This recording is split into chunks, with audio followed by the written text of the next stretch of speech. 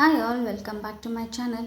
ಮೊದಲಿಗೆ ಟೋನರ್ನ ಮಾಡ್ಕೊಳ್ಳೋದಕ್ಕೆ ಡ್ರೈ ಆಗಿರುವಂಥ ಹೈಬಿಸ್ಕಸ್ ಫ್ಲವರ್ಸನ್ನು ನಾನು ತೊಗೊಂಡಿನಿ. ಇದು ರೆಡ್ ಮತ್ತು ವೈಟ್ ಆಗಿರುವಂಥದ್ದು.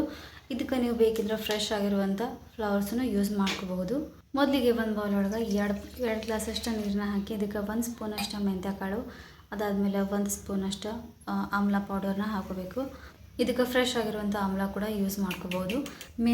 ಮೆಂತ್ಯ ಕಾಳು ಮತ್ತು ಆಮ್ಲ ಎರಡೂ ಕೂಡ ನಮ್ಮ ಹೇರ್ ಗ್ರೋತ್ಗಾಗಿರ್ಬೋದು ಅಥವಾ ಸ್ಕ್ಯಾಲ್ಪ್ ಹೆಲ್ತ್ಗಾಗಿರ್ಬೋದು ಭಾಳ ಇಂಪಾರ್ಟೆಂಟ್. ಆಮೇಲೆ ಇದಕ್ಕೆ ನಾವು ಹಿಬಿಸ್ಕಸ್ ಲೀವ್ಸ್ನ ಹಾಕೋಬೇಕು.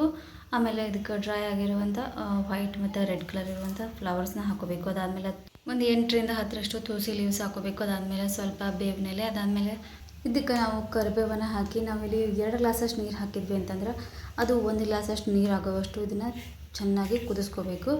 ಇದಕ್ಕೆ ಒಂದು ಅರ್ಧ ಸ್ಪೂನಷ್ಟು ನಾವಿಲ್ಲಿ ಫ್ಲೆಕ್ಸ್ ಸೀಡ್ಸನ್ನು ಹಾಕೋಬೇಕು. ಅದಾದಮೇಲೆ ಇದನ್ನು ಚೆನ್ನಾಗಿ ಮಿಕ್ಸ್ ಮಾಡಿ, hibiscus flowers vitamin C rich ಇರುವಂಥದ್ದು, ಅದು ರೆಡ್ ಆದರೂ ಆಗಿರ್ಬೋದು, ವೈಟ್ ಆದರೂ ಆಗಿರ್ಬೋದು. ಇದನ್ನು ನಾವು ಡೈಲಿ ಯೂಸ್ ಮಾಡೋದ್ರಿಂದ ನಮ್ಮ ಹೇರ್ ಗ್ರೋತ್ಗಾಗಿರ್ಬೋದು ಅಥವಾ ಯಾರಿಗಾದರೂ ಹೇರ್ ಫಾಲ್ ಪ್ರಾಬ್ಲಮ್ ಇತ್ತು ಅಂತಂದ್ರೆ, ಹೇರ್ ಥಿನ್ನಿಂಗ್ ಮತ್ತು ಹೇರ್ ಬಾಲ್ನೆಸ್ ಇತ್ತು, ಆಮೇಲೆ ಪ್ರಿಮೆಚೂರ್ ಹೇರ್ ಗ್ರೇಯಿಂಗ್ ಇತ್ತು ಅಂತಂದರೆ ಇದು ಬೆಸ್ಟ್ ಅಂತಲೇ ಹೇಳ್ಬೋದು. ಇದು UV ರೇಸಸ್ಸಿಂದ ನಮ್ಮ ಕೂದಲು ಸಣ್ಣ ಡ್ಯಾಮೇಜ್ ಆಗೋದನ್ನು ಕೂಡ ತಡಿತೈತೆ ಅಂತಲೇ ಹೇಳ್ಬೋದು. ಈ ರೀತಿ ಇದು ನೀರು ಅರ್ಧದಷ್ಟು ಆದಮೇಲೆ ಇದನ್ನು ನಾವು ಒಂದು ಸ್ಟ್ರೈನರೊಳಗೆ ಇದನ್ನು ಸ್ಟ್ರೈನ್ ಮಾಡ್ಕೋಬೇಕು. ಅರ್ಧದಷ್ಟು ನೀರನ್ನ ಮಾತ್ರ ನಾವು ಸ್ಟ್ರೈನ್ ಮಾಡ್ಕೋಬೇಕು. ನಿಮ್ಮ ಹೇರ್ ಲೆಂತ್ ಎಷ್ಟು ಇರ್ತೈತಿ ಸೊ ಅದನ್ನು ನೋಡಿಕೊಂಡು ನೀವು ಇದನ್ನು ಸ್ಟ್ರೈನ್ ಮಾಡ್ಕೋಬೇಕು. ಈ ರೀತಿ ಇದನ್ನು ಸ್ಟ್ರೈನ್ ಮಾಡಿಕೊಂಡು ಇದನ್ನು ಕಂಪ್ಲೀಟಾಗಿ ಕೂಲ್ ಆಗೋದಕ್ಕೆ ಬಿಡಬೇಕು. ಆಲ್ರೆಡಿ ನಾವು ಅರ್ಧದಷ್ಟು ಸ್ಟ್ರೈನ್ ಮಾಡ್ಕೊಂಡಿರುವಂಥ ನೀರು ಉಳಿದಿರುವಂಥದ್ದು. ಇವಾಗ ಇದಕ್ಕೆ ನಾವು ಕೆಲವೊಂದು ಇಂಗ್ರೀಡಿಯೆಂಟ್ಸನ್ನು ಆ್ಯಡ್ ಮಾಡಬೇಕು.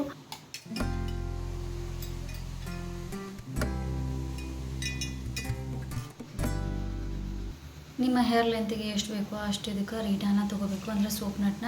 ನಾನು ಇಲ್ಲಿ ಒಂದು 8ರಿಂದ 10ರಷ್ಟು ಸೋಪ್ ನಟ್ ಯೂಸ್ ಮಾಡತ್ತೀನಿ. ಇದನ್ನು ಡೈರೆಕ್ಟಾಗಿ ಯೂಸ್ ಮಾಡ್ಬೋದು, ಇಲ್ಲ ಸೀಡ್ಸನ್ನು ತೆಗೆದು ಕೂಡ ಯೂಸ್ ಮಾಡ್ಬೋದು.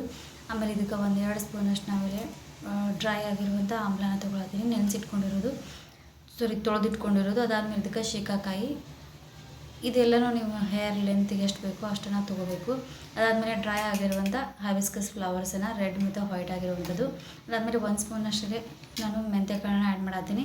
ಇದೆಲ್ಲನೂ ಚೆನ್ನಾಗಿ ಮಿಕ್ಸ್ ಮಾಡಿ ಇದನ್ನು ಓವರ್ ನೈಟ್ ನಾವು ಸೋಕ್ ಆಗೋದಕ್ಕೆ ಬಿಡಬೇಕು. ಇದಕ್ಕೆ ಬೇಕು ಅಂತಂದರೆ ಮೇಲೆ ನೀರನ್ನ ಆ್ಯಡ್ ಮಾಡ್ಕೋಬೇಕು. ಇಲ್ಲಿ ನಾವು ಸ್ಟ್ರೈನ್ ಮಾಡ್ಕೊಂಡಿರುವಂಥ ವಾಟರ್ ಕಂಪ್ಲೀಟಾಗಿ ಅದು ಕೂಲ್ ಆದಮೇಲೆ ಇದನ್ನು ಒಂದು ಸ್ಟ್ರೈನರಿಗೆ ಹಾಕಿ ನೀವು ಇದನ್ನು ಡೈರೆಕ್ಟಾಗಿ ಕೂಡ ಯೂಸ್ ಮಾಡ್ಬೋದು. ಇದಕ್ಕೆ ನಾನು ಇಲ್ಲಿ 1-2 ಸ್ಪೂನಷ್ಟು ಹೋಮ್ ಮೇಡ್ ಆಯಿಲ್ನ ಬಳಸಾತೀನಿ. ಇದನ್ನು ಚೆನ್ನಾಗಿ ಮಿಕ್ಸ್ ಮಾಡಿ ಸ್ಟ್ರೈನರ್ ಒಳಗೆ ಹಾಕಿ ನಾನು ಇಲ್ಲಿ ಯೂಸ್ ಮಾಡ್ತೀನಿ. ಇದನ್ನು ನೀವು ಬೇಕು ಅಂತಂದರೆ ಡೈರೆಕ್ಟಾಗಿ ಸ್ಕ್ಯಾಲ್ಪಿಗೆ ಯೂಸ್ ಮಾಡ್ಬೋದು, ಡ್ರೈ ಹೇರ್ಸ್ ಮೇಲೆನ. ಇದನ್ನು ನೀವು ಅಪ್ ಟು 1 ವೀಕ್ವರೆಗೂ ನೀವು ಫ್ರಿಜ್ ಒಳಗೆ ಸ್ಟೋರ್ ಮಾಡಿಕೊಂಡು ಅದನ್ನು ಟ್ವೈಸ್ ಅ ವೀಕ್ ಯೂಸ್ ಮಾಡ್ಬೋದು. ಇದನ್ನು ಸ್ಕ್ಯಾಲ್ಪ್ ಪೂರ್ತಿ ಈ ರೀತಿ ಚೆನ್ನಾಗಿ ಇದನ್ನು ಸ್ಪ್ರೇ ಮಾಡ್ಕೋಬೇಕು. ಅಕಸ್ಮಾತ್ ನೀವು ಬರೀ ಟೋನರ್ನ ಯೂಸ್ ಮಾಡ್ತೀವಿ ಅನ್ನೋ ಹಾಗಿದ್ರೆ ಇದಕ್ಕೆ ನೀವು ಆಯಿಲ್ನ ಆ್ಯಡ್ ಮಾಡೋದು ಅವಶ್ಯಕತೆ ಇರೋದಿಲ್ಲ. ಸೊ ಇದನ್ನು ಬರೀ ನೀವು ಇದನ್ನು ಮಾತ್ರ ಟೋನರ್ ಮಾತ್ರ ಯೂಸ್ ಮಾಡ್ಕೋಬೋದು. ಈ ರೀತಿ ಎಲ್ಲ ಚೆನ್ನಾಗಿ ಸ್ಪ್ರೇ ಮಾಡಿ ಇದನ್ನು ಒಂದು 5ರಿಂದ 10 ನಿಮಿಷ ಚೆನ್ನಾಗಿ ಮಸಾಜ್ ಮಾಡಿಕೊಂಡು ಇದನ್ನು ಓವರ್ ನೈಟ್ ಆದರೂ ಬಿಡ್ಬೋದು, ಇಲ್ಲ 2 hours ಆದರೂ ಬಿಡ್ಬೋದು. ನಾವು ಇದರೊಳಗೆ ಯೂಸ್ ಮಾಡಿರುವಂಥ ಕರಿ ಲೀವ್ಸ್ ಆಗಲಿ, ನೀಮ್ ಲೀವ್ಸ್ ಆಗಲಿ, ತುಳಸಿ ಲೀವ್ಸ್ ಆಗಲಿ ಅಥವಾ ಹೈಬಿಸ್ಕಸ್ ಲೀವ್ಸ್ ಆಗಲಿ ಎಲ್ಲವೂ ಕೂಡ ಮೆಲನಿನ್ ಪ್ರೊಡಕ್ಷನನ್ನು ಇಂಪ್ರೂವ್ ಮಾಡೋದಕ್ಕೆ ಹೆಲ್ಪ್ ಮಾಡ್ತೈತಿ. ಆಮೇಲೆ ಯಾರಿಗೆಲ್ಲ ಪ್ರೀಮೆಚೂರ್ ಹೇರ್ ಹೆಂಗಿರ್ತೈತಿ, ಆಮೇಲೆ ಯಾರಿಗೆಲ್ಲ ಹೇರ್ ಫಾಲ್ ಆಗಿರ್ಬೋದು, ಹೇರ್ ಥಿನ್ನಿಂಗ್ ಪ್ರಾಬ್ಲಮ್ ಇರ್ತೈತಿ ಅಂಥವ್ರಿಗೆಲ್ಲ ಇದು ಬೆಸ್ಟ್ ಅಂತಲೇ ಹೇಳ್ಬೋದು. ನ್ಯಾಚುರಲ್ ಆಗಿ ನಮ್ಮ ಹೇರ್ಗೆ ಒಂದು ಕಲರ್ ಕೊಡೋದಕ್ಕಾಗಿರ್ಬೋದು ಅಥವಾ ಶೈನಿಂಗ್ ಕೊಡೋದಕ್ಕಾಗಿರ್ಬೋದು, ಒಂದು ವಾಲ್ಯೂಮ್ ಕೊಡೋದಕ್ಕೆ ಇದು ಹೆಲ್ಪ್ ಮಾಡ್ತೈತಿ. ನೆಕ್ಸ್ಟ್ ಡೇ ನಾವಿಲ್ಲಿ ನೆನೆಸಿಟ್ಕೊಂಡಿರುವಂಥ ರೀಟಾನ ತೆಗೆದು ಅದರೊಳಗಿರೋ ಸೀಡ್ಸನ್ನು ಕಂಪ್ಲೀಟಾಗಿ ತೆಗೆದಿಟ್ಕೋಬೇಕು. ಇದನ್ನು ತೆಗೆದ ಮೇಲೆ ಇದನ್ನು ಚೆನ್ನಾಗಿ ಮಿಕ್ಸ್ ಮಾಡಿ ಒಂದ್ಸತಿ ಇದನ್ನು ಮಿಕ್ಸರ್ ಜಾರಿಗೆ ಹಾಕಿ ನಾವು ಆದಷ್ಟು ಇದನ್ನು ಸ್ಮೂತಾಗಿನ ಪೇಸ್ಟ್ ಮಾಡ್ಕೋಬೇಕು.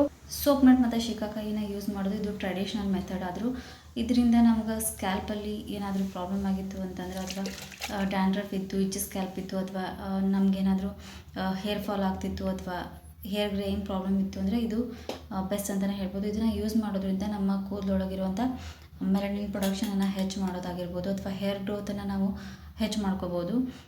ಸೊ ಈ ರೀತಿ ಇದನ್ನು ಕಂಪ್ಲೀಟಾಗಿ ನಾವು ಸ್ಮೂತಾಗಿ ಪೇಸ್ಟ್ ಮಾಡ್ಕೊಂಡಾಗ ಇದನ್ನು ಒಂದು ಸ್ಟ್ರೈನರ್ ಅಥವಾ ಯಾವುದಾದ್ರೂ ಬಟ್ಟೆ ಒಳಗೆ ಇದನ್ನು ನಾವು ಫಿಲ್ಟರ್ ಮಾಡ್ಕೋಬೇಕು. ಈ ರೀತಿ ನಾವು ಫಿಲ್ಟರ್ ಮಾಡ್ಕೊಳ್ಳೋದ್ರಿಂದ ಅದು ಒಂಥರ ಜೆಲ್ ಕನ್ಸಿಸ್ಟೆನ್ಸಿ ಒಳಗೆ ಬರ್ತೈತಿ. ಅದರಿಂದ ನಮ್ಗೆ ಯಾವುದೇ ರೀತಿ ಹೊಟ್ಟು ಥರ ಫೀಲ್ ಆಗೋದಿಲ್ಲ.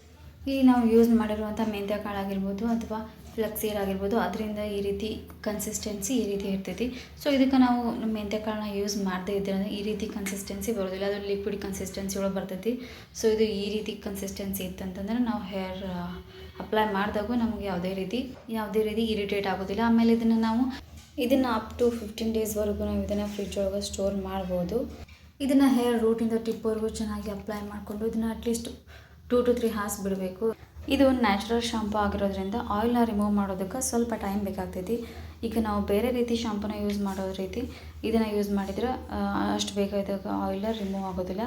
ಸೊ ಇದಕ್ಕೋಸ್ಕರ ನಾವು ಅಟ್ಲೀಸ್ಟ್ ಇದನ್ನು 2 hours ಆದರೂ ಬಿಡಬೇಕು. ಇದರ ಪ್ರೊಸೆಸ್ ಸ್ವಲ್ಪ ಲಾಂಗ್ ಇರ್ಬೋದು, ಬಟ್ ಇದರಿಂದ ಆಗುವಂಥ ಬೆನಿಫಿಟ್ಸ್ ನಮ್ಮ ಹೇರ್ಸ್ಗೆ ಭಾಳ ಇಂಪಾರ್ಟೆಂಟ್. ಯಾರಿಗೆಲ್ಲ ಹೇರ್ ಪ್ರಾಬ್ಲಮ್ ಐತಿ ಅವರು ಈ ರೀತಿ ನ್ಯಾಚುರಲ್ ಆಗಿರುವಂಥ ಶಾಂಪೂ ಆಗಿರ್ಬೋದು ಅಥವಾ ಈ ರೀತಿ ನ್ಯಾಚುರಲ್ ಆಗಿರುವಂಥ ಹೇರ್ ಆಯಿಲ್ನ ಯೂಸ್ ಮಾಡೋದ್ರಿಂದ ನಮಗಾಗುವಂಥ ಹೇರ್ ಪ್ರಾಬ್ಲಮ್ನ ತಡಿಬೋದು. ಇದನ್ನು ಅಟ್ಲೀಸ್ಟ್ ವೀಕ್ಲಿ 2 ಆದರೂ ಯೂಸ್ ಮಾಡೋದ್ರಿಂದ ನಮ್ಗೆ ಹೇರ್ ರಿಲೇಟೆಡ್ ಪ್ರಾಬ್ಲಮ್ನ ತಡಿಬೋದು.